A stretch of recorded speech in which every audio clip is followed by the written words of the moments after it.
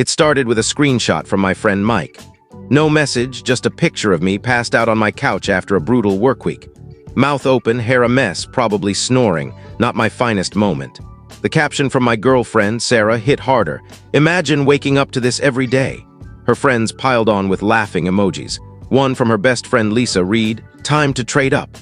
I stared at my phone, feeling a quiet snap inside, like a lock clicking shut. We'd been together 2 years, sharing my apartment for one. Sarah was an influencer, obsessed with her online image. Her posts often poked fun at me, calling me too basic for her aesthetic. I told her to stop, but she'd laugh it off, saying I was too sensitive. This Snapchat, though, was private just for her inner circle. It wasn't for likes, it was what she really thought of me. I wasn't her partner, I was her punchline. I didn't confront her. When she came home from brunch all smiles, I acted normal, cooked dinner, watched a movie. She thought she had me fooled, the dependable boyfriend who paid the bills.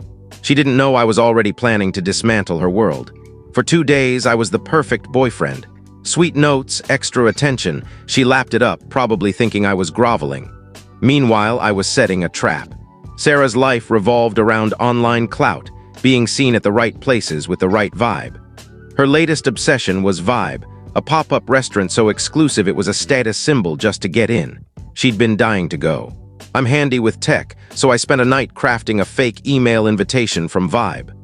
I used their logo, mimicked their font, and invented a backstory about a connection from an old job. Tuesday night, I left my laptop open with the email on display and took a shower. When I came back, Sarah was buzzing. "You got us into Vibe?" she squealed. I shrugged. "Yeah, it's tomorrow. We can go." She didn't question it, too blinded by the clout. She spent the next day prepping, new dress, salon appointments, hyping it up on social media with cryptic posts about a life-changing night. She was building her own stage for disaster.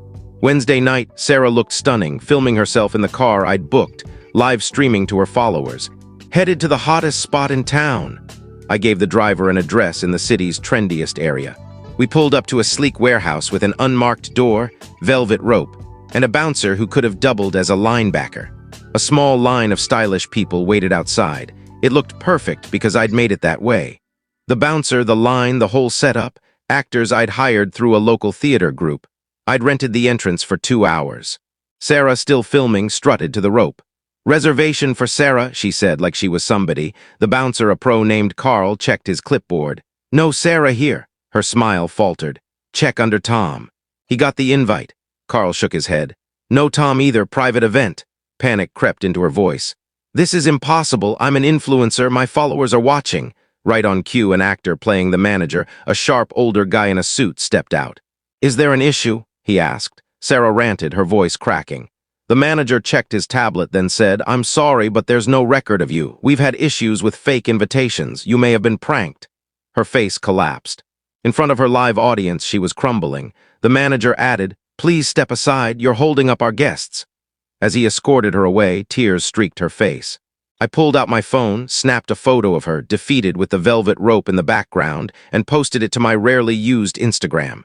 Caption: "Imagine waking up to this every day." Then I got in the car and left. I got home, locked the door, I'd changed the locks Monday, and put my phone on airplane mode. Sarah showed up later, banging on the door, a mess. I let her scream herself out. By morning, her online attack began. I was a psycho, a manipulator who'd humiliated her over a joke. Lisa and her friends painted her as a victim, flooding my old posts with hate. But cracks appeared. Some followers questioned why I'd go so far over a harmless post. It didn't add up. I waited 2 days, letting her lies pile up. Then I struck. Sarah's career hinged on a partnership with Lumina, a wellness brand preaching authenticity. I found the email of their head of partnerships and dug into our shared cloud account. Months back, Sarah had taken a work trip to Miami, paid for by Lumina. She'd said she went alone. But her private photos told a different story. Her with her ex, Jake, in a hotel room, plus a receipt for a romantic dinner she'd expensed as a business meeting. She'd cheated and defrauded them. I sent Lumina a calm, professional email. "Confidential, your ambassador, Sarah." I included the Snapchat screenshot, the Miami photos, and the receipt. Her public smear campaign against me followed her, mocking me privately. The restaurant event was my response. "But she's also defrauding you. This work trip was a getaway with her ex, funded by your company. You deserve to know who represents your brand." I hit send and logged off. 6 months later, my life's peaceful now. That email to Lumina was a wrecking ball. A friend in marketing heard Lumina was livid, not just about the cheating, but the expense fraud.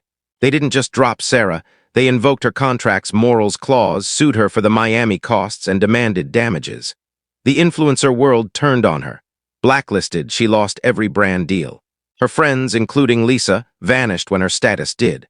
Her social media became a wasteland of angry comments calling her a fraud.